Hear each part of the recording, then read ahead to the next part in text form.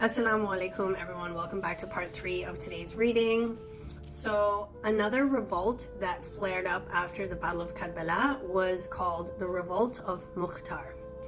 5 years after the massacre of Karbala, al-Mukhtar al-Thaqafi rose in revolt in Iraq. Al-Mukhtar ibn Abi Ubaid al-Thaqafi was a notable amongst the Shia of the period. He led a revolt in the wake of the massacre at Karbala. The revolt was ultimately defeated by the forces of the Umayyad government and Abdullah ibn al-Zubayr. Okay. But why would the people of Iraq bear allegiance to Ibn al-Zubayr first and then switch allegiances to Mukhtar? The answer to this question lies in the fact that Iraqi society sought true change as well as retribution for the massacre of Karbala. With these two goals in mind, the people of Iraq pledged allegiance to Ibn al-Zubayr. To begin with, he was no friend of the Umayyad state. He had also called for reform and portrayed himself as a pious man. Thus, the people of Iraq thought that Ibn al-Zubayr can achieve both of their goals. But neither goal was achieved under the reign of Ibn al-Zubayr. Though it had taken Iraq outside the tyranny of the Umayyad state, it had also given the men who had helped in the murder of Imam Hussain a high social status. Shimr ibn Thiljawshan, Shabath ibn Ribi, Umar ibn Saad, and others were placed as the leaders of society under the reign of Ibn al-Zubayr, much as they were under the reign of the Umayyad clan. Neither was Ibn al-Zubayr's government willing to give the Iraqis the social justice that they sought. The men of Iraq grew nostalgic for Imam Ali's governance. Under the Alid government, they lived in prosperity and found justice. When Ibn al-Zubayr's governor took control of Kufa, he stood at the city's mosque and told the people that he was commanded to govern them as Umar ibn al-Khattab and Uthman ibn Affan, the second and third of the rightly guided caliphs, would govern. With neither goal achieved, the people of Iraq withdrew their support of Ibn al-Zubayr and yielded to Mukhtar's revolt.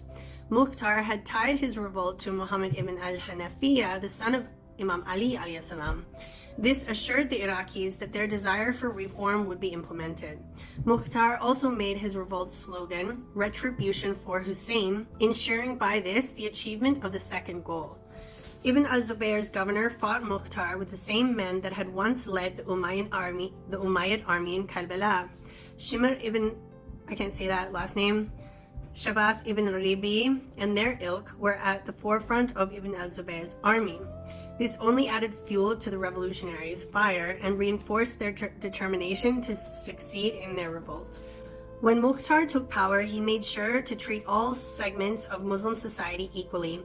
He afforded non-Arabs who had been repressed under the Umayyad state and under Ibn al-Zubayr's rule the same rights as Arab Muslims. Such policies enraged Arab notables who allied themselves against Mukhtar's government. Amongst those who were seeking to undermine him were those same generals who had fought in the Umayyad army in Karbala. That specific attempt failed to dislodge Mukhtar, and he continued with his policies. Such attempts prompted Mukhtar to be swift in seeking vengeance against those who participated in the murder of Imam Hussain and his kin in Karbala. Mukhtar would track down and kill a number of them each day, and some historians recount that Mukhtar had killed 280 Umayyad soldiers in one day. Mukhtar did not spare any of the Umayyad army's generals and was successful in executing Shimr ibn Thiljawshan, Sabath ibn Ribi, Umar ibn Sa'ad, and many others. Another revolt that arose after the Battle of Karbala was the revolt of Matraf. 16 years after the massacre of Karbala, Matraf ibn al-Mughira ibn Shuba revolted against al-Hajjaj al-Thaqafi, the governor of Abdul Malik ibn Marwan. Al-Hajjaj ibn Yusuf al-Thaqafi was an Umayyad general known for his bloody brutality. He was infamous for setting siege to Mecca and attacking the city with catapults. Abdul Malik ibn Marwan, the fifth caliph of the Umayyad dynasty. He ruled over the Muslim nation for 20 years and was known for his expansionist policies. During his reign, the Umayyad Empire spread in northern Africa, the Caucasus, and Central Asia. Matraf was Hijjaj's overseer in Madain. However, Matraf's conscience didn't allow him to stand idle and observe the oppression of the Umayyad state. He was not blinded by the promises of power that were made to him. The Kharijites reached out to him in an attempt to have him pledge allegiance to their leader. He attempted to include them in his revolt so that they would allow the caliphate to be decided by a shura, which means consultation, or a consultative council. And that's what happened at Saqifa after the death of the Prophet, peace be upon him and his family. But Matraf did not agree to pledge allegiance to the Kharijites, and the Kharijites did not agree to a shura. Matraf sought the advice of his closest confidants, most of whom advised him against revolt. However, he continued with his plans along with whoever wished to join him.